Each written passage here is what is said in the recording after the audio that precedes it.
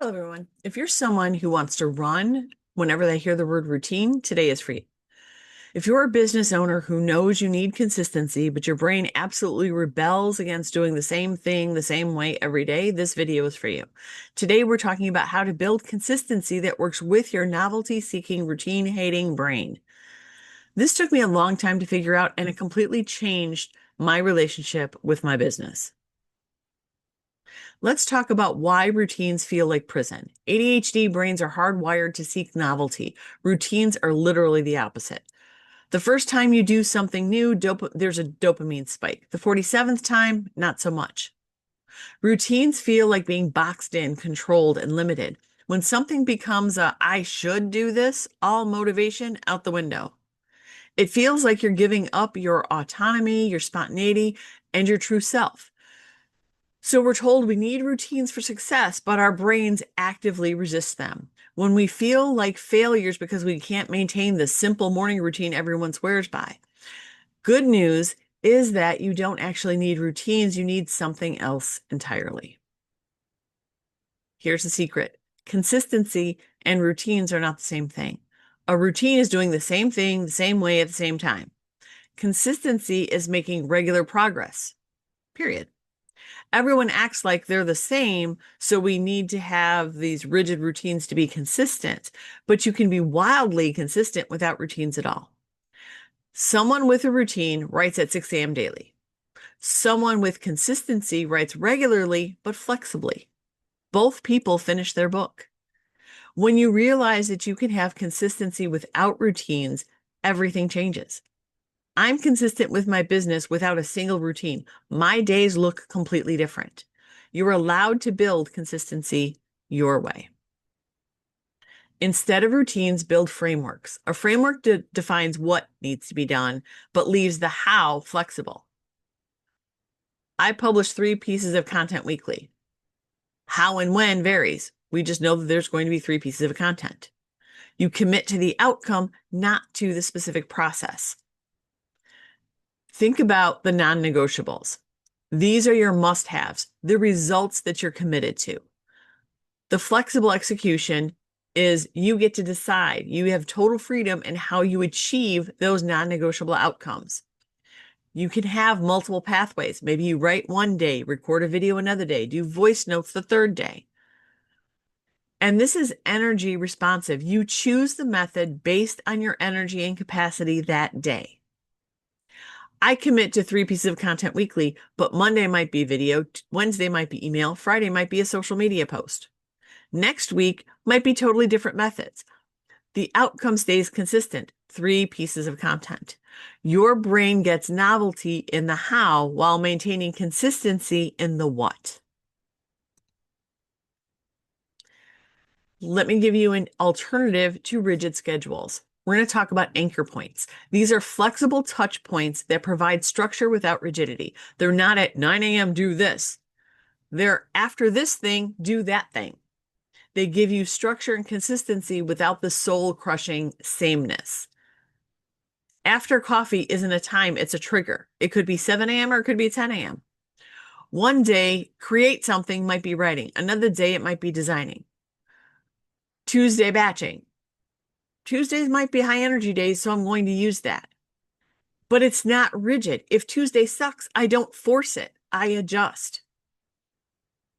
I usually plan tomorrow's top 3 at the end of the day, but the time that I do that to plan for tomorrow is going to vary.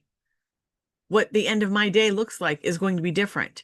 You get the benefit of regular touch points without feeling trapped by a schedule. This is one of my favorite anti-routine tactics. Create a menu of different ways to achieve the same goal. Instead of I post on Instagram every Monday, it's I show up for my audience 3 times a week. You have 7 to 10 different ways to show up. And then you have a daily choice. Each time you get to choose based on what feels good that day. If you have low energy, maybe you're just going to engage in your group. If you have high energy, maybe you're going to record a video. It could be inspiration based. Have something to say, write. Feeling visual, create graphics. The outcome is consistent, 3 touches per week. But the how gives your brain the novelty it craves. It never gets boring because I'm always doing different things. Theme-based organization. Giving yourself theme days give you structure without repetition. You assign themes or categories to days, not specific tasks. So Monday might be content creation. What content varies week to week? This Monday might be video scripts. Next Monday might be email sequences. You might do mornings for strategic work. One day it's planning, another day it's designing. Friday might be admin day. So yes, you're going to be doing admin, but what specific tasks you're going to do for admin? Maybe you're scheduling one day, maybe you're responding to emails another, or you're sending invoices. It's going to shift. Your brain knows the category, but the novelty, again, is in the execution. It's easier to decide today is content day than at this specific time at 9 a.m. I'm going to write a blog post, because your brain's not going to always cooperate with that. If you need to swap themes because life happens, you can. I use themed blocks: creation time, engagement time, business building time. What I do during each block varies every time I set those blocks. Stop scheduling by time and start scheduling by energy. We've talked about this before. I've got whole videos on energy-based scheduling. Time-based schedules assume that you're going to have the same energy at 10 o'clock every Tuesday, but we don't. Some days you wake up ready to conquer the world. Some days you barely function. Categorize your tasks by energy requirement. Your high energy work tends to be things like creative work, launching, complex problem solving, video recording.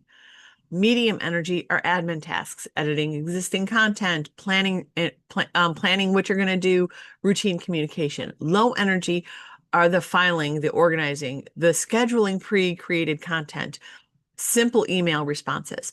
You look at your energy level that day and choose from the list. High energy day, tackle creation. Low energy day, do the organizing. You're not failing because you didn't do the high energy task on a low energy day. You're still accomplishing what you need to do. I know batching is efficient. I talk about batching all the time because I love it.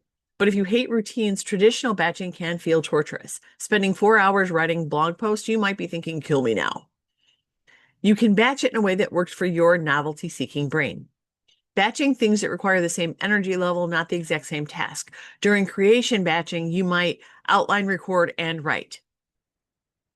I'm going to suggest that you never batch for more than 90 minutes without a break, because oftentimes you're going to burn yourself out. Even within those 90 minutes, you can switch between related but different tasks. So in one session, maybe you outline 3 videos, you record 2 of them, you write an email, and create 3 social media graphics. It's all creation work, but it gives you enough variety to keep your brain engaged. I do my batch creation time, but I'm doing different types of creation. The variety prevents the glazed over burnout of doing identical tasks, the same thing, the same way every time.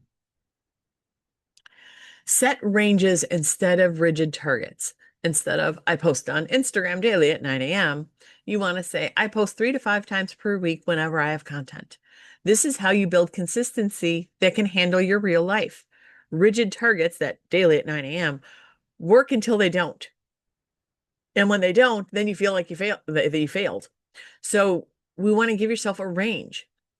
Having a range accommodates your energy, your capacity, and life fluctuations. Your minimum is what you commit to no matter what. Your maximum is what you can do on your high capacity weeks. Anything in between that minimum and maximum, still success.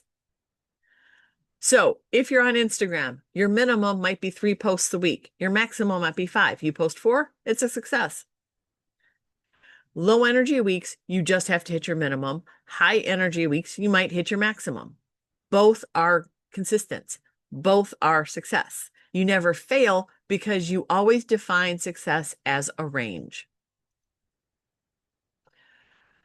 Here's how to satisfy novelty-seeking brain while building consistency. Instead of fighting your need for new things, make it part of your system. Because we know a lot of you struggle with shiny new object syndrome, right? Ooh, that's new, it's exciting, let's go do it. And you abandon what you should be working on. So your brain wants it. Your brain wants the new thing. Figure out how you can give it new things without jumping ship. Every month, try something new. Maybe it's a new content type. Maybe it's a new platform. Maybe it's a new approach. Every quarter, maybe you shift your focus or your methodology. You're consistently delivering value, but how you deliver it changes. Instead of I should focus, you get to build in a piece of I get to experiment. This keeps your brain engaged and keeps your content fresh for your audience. Your need for novelty becomes a business asset instead of a liability. You're allowed to change things up regularly. In fact, you should, because it keeps your business exciting for you, and then you're more likely to keep at it long term. And here's a sneaky way to keep things feeling fresh. You can do the same work, but in different environments. Right from a coffee shop one day, your office the next, the park the third. Your brain perceives this as new and interesting, even though the work is the same. Even just moving your desk or chair can create a sense of novelty. Using different music, different candles, different lighting, that all creates freshness. Write in a notebook one day, type on your computer the next. You're getting novelty. Your brain's like, ooh, this is different, without disrupting your consistency. This is one of the easiest anti-routine strategies to implement because you're still doing all of the same work, but your brain is saying, oh, this feels different because I'm in a different spot. Accountability helps with consistency, but it needs to be flexible. So process-based accountability. Did you write at 6 a.m.? That kills your routine hating brain. Like you're done, you're out. You want to have outcome-based systems, right? Did you publish content this week? Regardless of how you did it, did you do it? Body doubling helps. Co-working sessions where everybody works on different things. Public commitments, depending on who you are, how public it can be is different. But committing publicly with flexibility in how you achieve it, like putting your goals out there. This is what I'm going to do.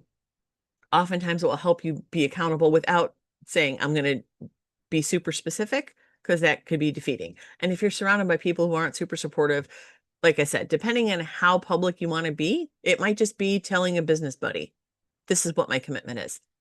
Accountability partners who understand that you need flexibility in your execution. They're not, knocking on your email at 6:05 going, are you writing? Knowing that today may be a low energy day.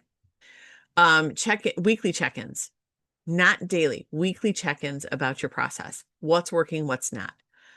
Bad accountability enforces routines. Good accountability supports your consistency. You need to experiment until you can find the right accountability that's going to support you, that's going to work for how you work and how your life and your business look. So sometimes you need permission, and I'm giving you permission to reject routines. You can build a wildly successful business without a single routine. You can do things differently every single time and still be consistent.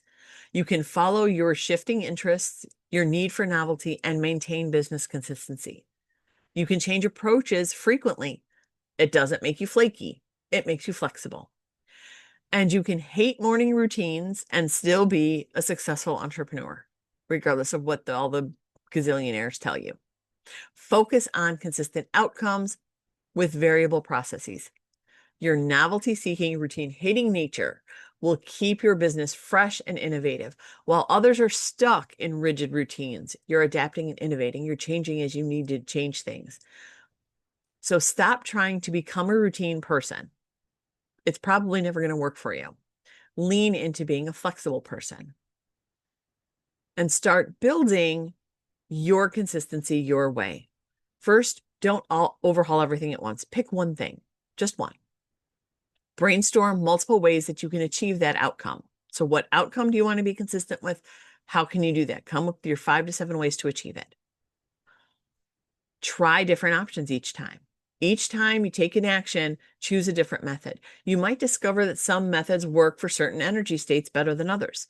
Each time you choose another method, celebrate that flexibility. You're building a flexible practice, and you have to think about what's working and what's not. And then you can move on to the next thing and the next. Let me leave you with these truths. Consistency does not equal routines. They're not the same thing. You can have consistency without routine. Your need for variety and novelty is not a horrible thing. You don't need to overcome that. You need to lean into it. You need to give your brain what it wants because it's going to keep you going. Your flexibility lets you adapt and pivot and innovate faster than a lot of your competitors. So don't change that about yourself. You don't need to become a person who lives in routines in order to be successful. A routine-free consistency is just as valid as everybody who tells you have to do the same thing at the same time, the same way. Your way, flexible, variable, interest-driven, works for business. I want to hear from all of you out there, all of you routine haters. Tell me either what routine makes you miserable or what flexible approach you're going to try. Let's build a community of entrepreneurs who do things consistently but differently. Follow for more flexible business strategy advice. Thank you very much for being here and refusing to force yourself into those boxes. Go be consistent in your own way, in your best possible way.